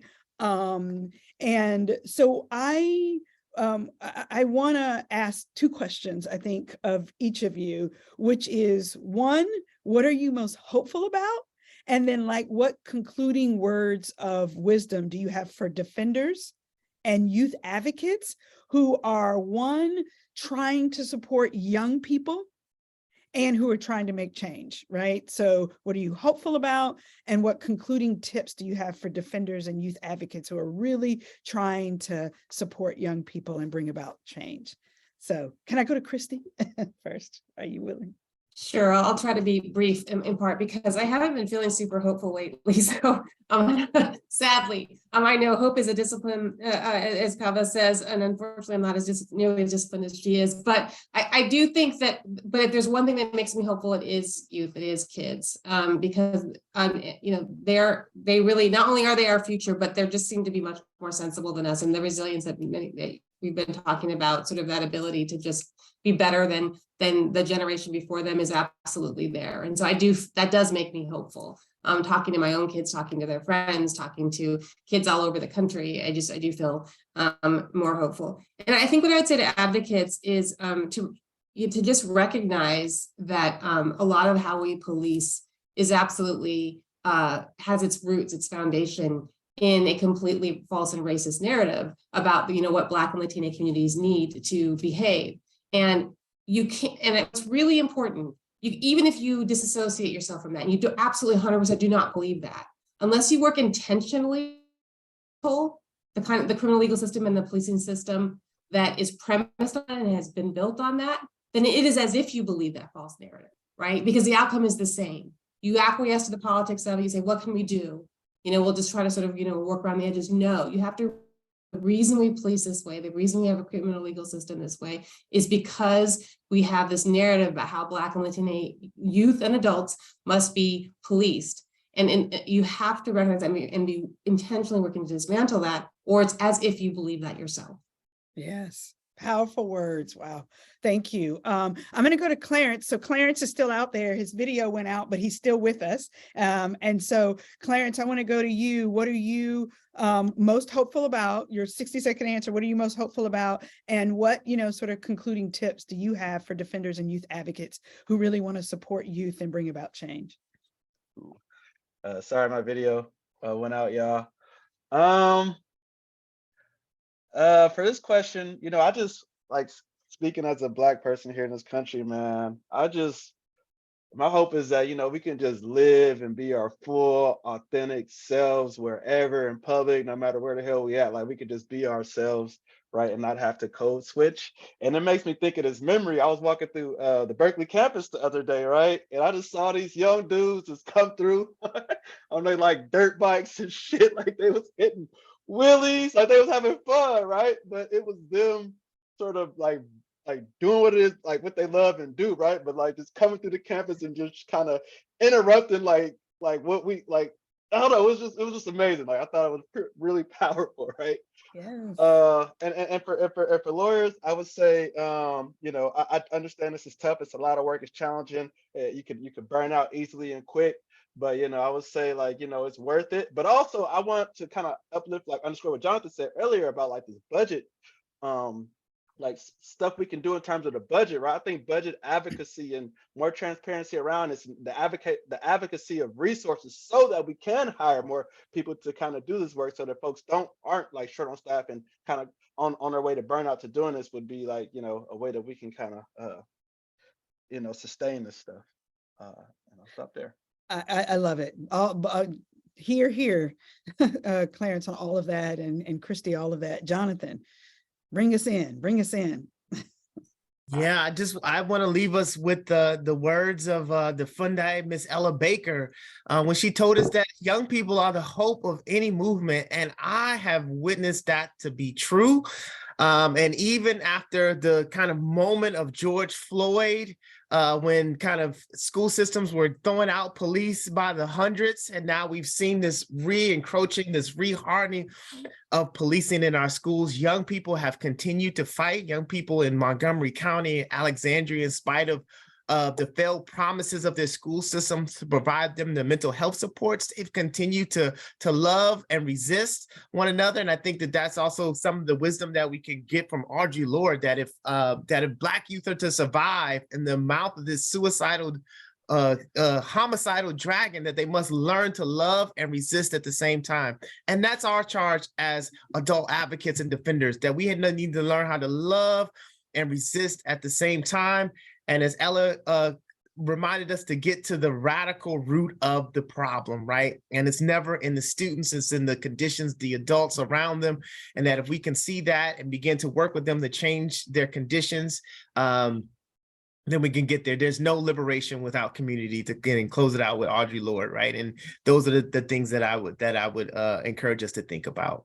I love it. I love it. You all have inspired me. I literally can see my pad. I've taken notes, all three of you. And I am, hopeful and taking your tips away. I'll close us out by saying, I love Clarence's story about watching those kids laughing and being themselves. I so love that. So my hope is for Black youth joy, for Latina youth joy, for, youth joy for all children. It's my hope is for joy and for laughter. And my word for all of us listening as advocates is that we have a call to be that irrationally caring adults for as many young people as we can possibly be. So I thank you all. I just loved this conversation. I am moved, I am full, and I am inspired. So thank you all. Have a great night. Thank you. Thank you, Chris.